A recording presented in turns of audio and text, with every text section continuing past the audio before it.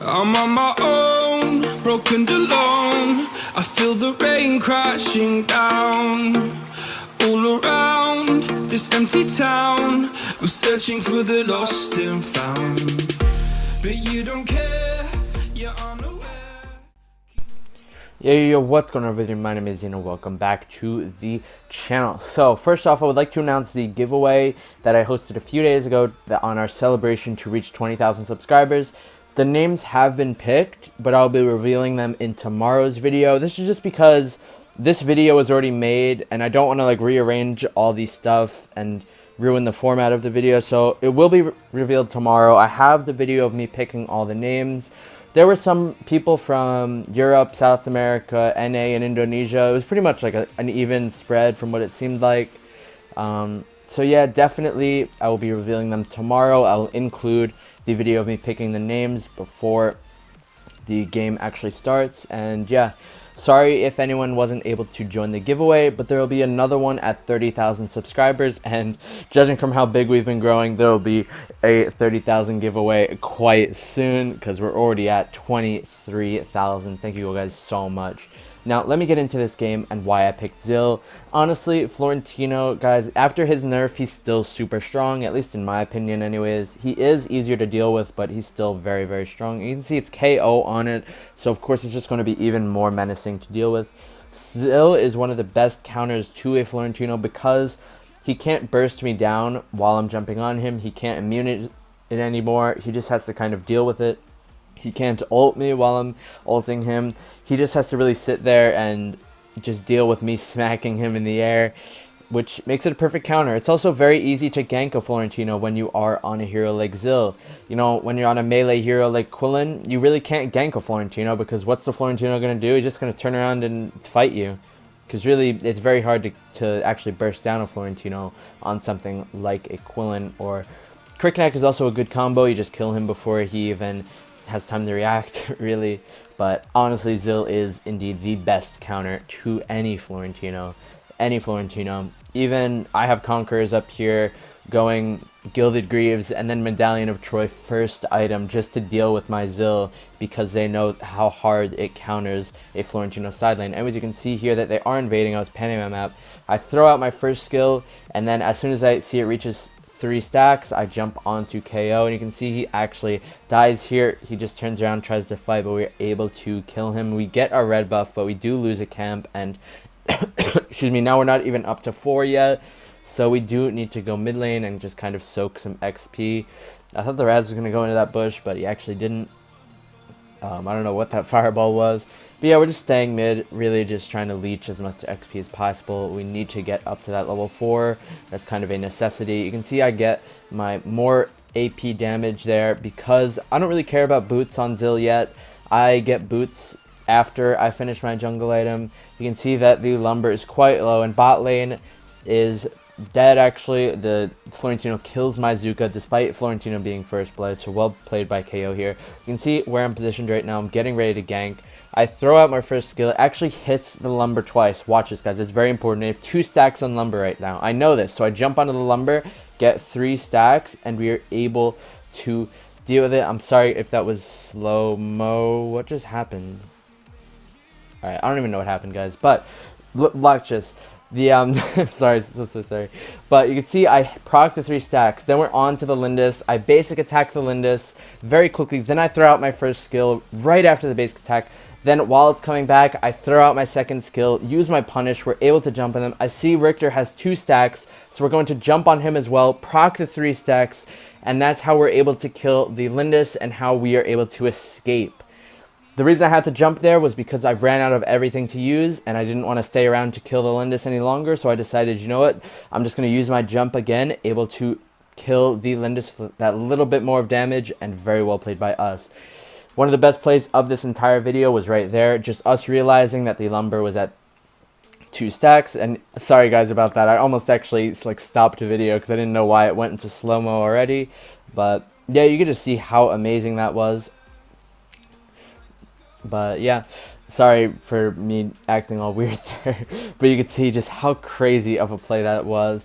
That's just how important the passive is on Zill. The passive literally makes the hero on Zill.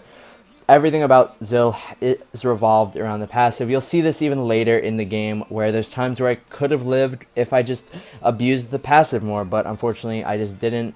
And you guys can learn from my mistakes. You can see here that the Lindis, it looked like she was trying to run to my red, but she just kind of walked right by it. I guess she didn't want to deal with me jumping onto her. Since I am 3-0 right now, I probably might have been able to kill her. But since she's down here, I know that she went from blue to my red, so I know that she didn't even clear her red. So of course I'm just going to jump onto this. See, it's pretty uncontested. I can see the Lindis' bot lane. I'm surprised that she didn't even come up to contest it at all. Then I instantly just jump onto this camp. I honestly should have stayed and tried to push the tower. That might have been a little bit better, but honestly, we don't even have cannon minions yet. You have to remember, it's only 4 minutes into this match. We do not have cannon minions for another few minutes, and maybe there was no way we were going to get that tower, so who knows. But anyways, it was a very good idea for us to just run over to their red, because we knew that, okay, we're probably not going to be able to defend this tower, so we might as well just run over to the other side of the map and get a buff. You can see here just clearing mid wave and then instantly going back into my jungle before Dragon. Possibly Dragon could be up now, so we do want to be looking out for that. I'll use my punish now because I didn't really want to use it on this blue buff, and I'll tell you why.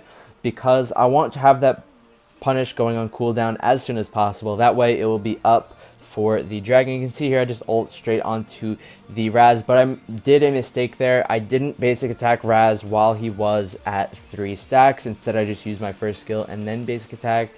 You can see I'm about to cast my first skill, but I was holding on to it because I knew that he could possibly try to juke me, and that's exactly what he did.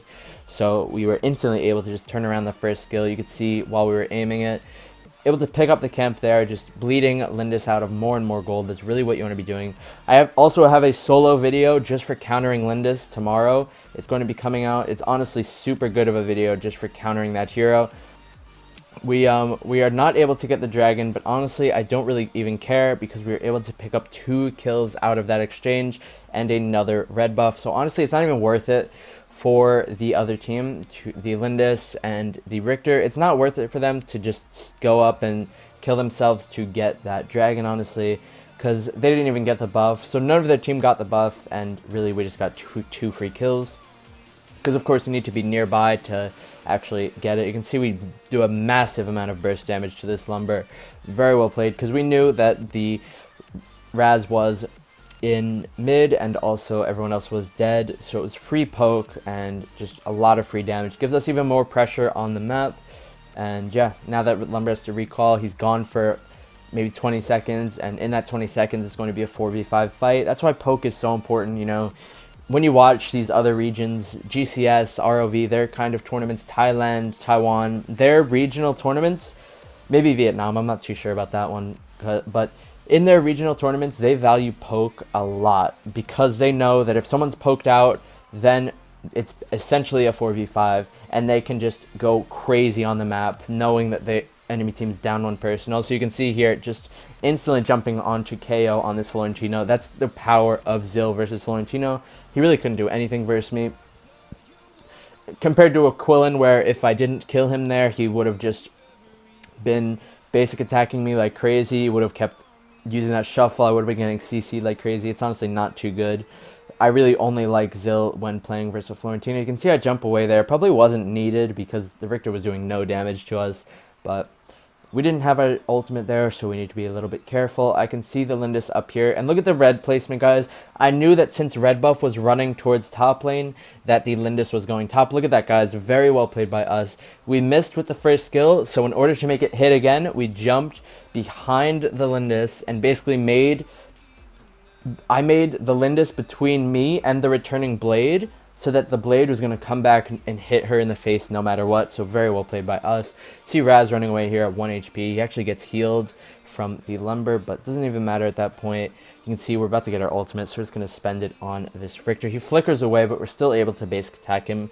It's very inconsistent, really, to flicker away from a Zill. Sometimes it'll work, sometimes not. Unfortunately for him, it did not work out this time. I ping retreat here because I really don't want to fight. You can see I don't have ults for another good few seconds. Throw out my first skill, and it doesn't even hit anyone, so I can't stack off that. Again, throw it out, and this Florentino is just so hard to kill. But then I see the Lindis, and I run in, that was a stupid play by me, and unfortunately I just died there for free. I was trying to ping retreat so much there, but you could see that my team just wanted to keep fighting. It's kind of both of my team and my own's fault, because they messed up by not backing up, and I messed up by going in. So technically both of our team's fault. I can see Lindis going down here, the dragon, so I just pinged the blue buff, I think, in a minute, because I was worried about my blue. I could have been more worried about the dragon, but yeah, that was kind of on everyone's fault there. The entire team made a pretty big mistake there.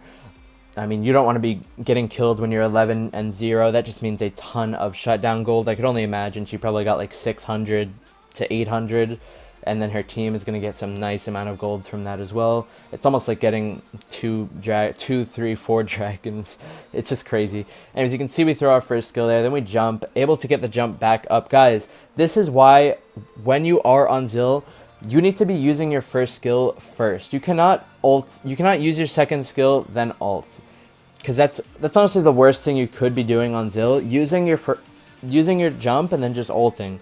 It really is one of the worst things, because you want to throw your first skill out, make sure it hits somebody twice, then you jump onto the target, then you basic attack, or automatically have your jump refreshed, and you're in the middle of them. So you could either commit with an ult or just ult out. You can see I'm trying to ult the Lindis here too, but it doesn't actually work out. You can see their entire team is starting to respawn as well, so of course I just want to go and get this, then run out. But that's exactly what I'm saying, guys. You want to use your first skill first, and I'll show you this again. There's an example of me actually dying because I did not follow this strict rule. It's actually just coming up now, where we could have killed 3 people, gotten a nice triple kill, but instead we got 2 greedy almost and just instantly went in. Look at this second skill, used my ultimate, start attacking, jump onto Lindis, we're able to kill her, jump onto her again, and you can see I'm actually trying to pre-order the Raised Blessing here, but I couldn't get it. Let me slow-mo that down again. Look at this, guys. Instead of basic attacking or throwing out my first skill first, I just jump and then ult right away. Then I can see that the Raz died. I jump onto the Lindis, get 3 stacks, jump onto her again, able to kill her. I thought at this point I was going to maybe live, and then I can see the Raised Blessing. I'm trying to click it, guys. I was missing, I think, by just a little bit. I was seriously trying to click it. Then you can see I clicked on the shop by accident. Pretty unfortunate, but we didn't even have to buy the Raised Blessing to escape. There was another way, and it was just me not being stupid, because what I should have done there was thrown out my first skill, jumped onto them, basic attacked. There could have been a lot more better options there that would have resulted in us getting a triple kill and all 3 of them really not even being able to touch me. I think the thing I was worried the most about there was Lumber just stunning me as soon as he saw me, which is why I didn't really want to waste too much time in the middle of them casting or basic attacking things. But it definitely 100% would have been a better option for us to throw out our first skill, or after we jumped, we just used the basic attack. 100 times better, I guarantee it. So definitely, if I'm making mistakes, it's definitely something that you guys can learn from. If you're looking to master this hero, that's definitely something that you have to take advantage of. Like I was saying earlier, his passive is the most broken thing about him, just being able to constantly go back and forth with your second skill. You saw it at top lane, where we were just able to get a triple kill off the fact that we hit the Lumber with just our first skill twice. That's it. We got a triple kill just off the fact that we hit Lumber with our first skill, because his passive is just so crazy that you're able to just go back and forth with it. And yeah, definitely just something to consider. There's a lot more things you can do on this hero than just jump in and ult, as you could just see. Anyways, you can see the Lumber tries to get that. You can see Raz hopping in here as well. I saved my ult. I don't even ult onto him yet. I was thinking about jumping into that, but it would have been a 4v1 fight. I know Lindis has to go into this bush, and look at that, guys. Again, perfect stuff, what we just did there. I should have slow-mode this, but I knew that the Lindis needs to go in the bush, so I was hovering my skills over that. I can see she's running towards the bush, and then I know, okay, she wants this bush really, really bad. I hop over the wall here because I know these 2 are going to do a lot of damage to me if I don't leave.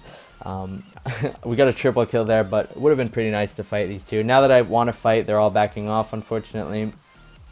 So we're not really able to kill that Richter, but we are able to pick up a kill onto KO. Eventually, there we go. But again, guys, you could see just how hard we were able to counter Lindis there. If you just put 2 and 2 together, you would think, okay, Lindis, her passive, she needs that movement speed.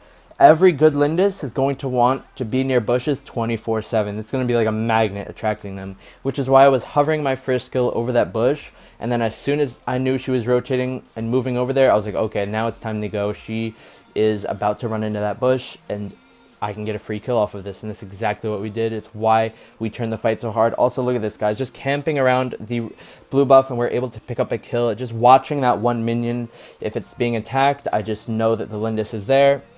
You can also see like the little marks on the minion camp that give indication of Lindis's first skill being procced. So yeah, just very, very useful information that we're doing here to abuse this Lindis. This is kind of what you really just want to be doing to Lindis every single time. Again, like I said earlier, I have another video just purely on countering Lindis, what the playstyle that you need to do. Anyways, I see KO has 3 stacks there. Look at that. We're going down like a snake. Like when I used to play Mobile Legends, I used to love doing that on Hayabusa. Like you would just go through a trail of minions. It's pretty fun stuff, but I'm getting off track. That was a pretty good game. Could have done better. Could have definitely done a lot better. We could have probably been 25-0 if we played that game perfectly instead of 19-2. So that game did not go without mistakes for sure. I wish that I played that one fight differently at mid that you guys saw. Again, guys, yeah, all you have to really be doing on this hero is abusing the passive. We have 41% damage, 18% tanked, and yeah, I don't really know what much else to say here. My team did well, I did well, but it could have done even better plays. Hope you guys enjoyed this Zill guide. You know, we really countered this Lindis. I'm going to show you guys quick buy if you want to see in a minute like what everyone built. I will be showing that in a minute, but there it is. Anyway, let's just take a screenshot of that if you like. But that's going to be it for me today. I hope you all enjoyed this Zill gameplay. I sure did. It was very fun to play in versus KO and Joker. And I hope you guys enjoyed too. And I'll talk to you all tonight in my live stream. Peace out, everybody. Have a good day. Also, I forgot to say one more thing, guys. Giveaway will be announced tomorrow. And if you're new here and you like the content, make sure to subscribe if you really did like this. Peace out, everybody. Have a fantastic day.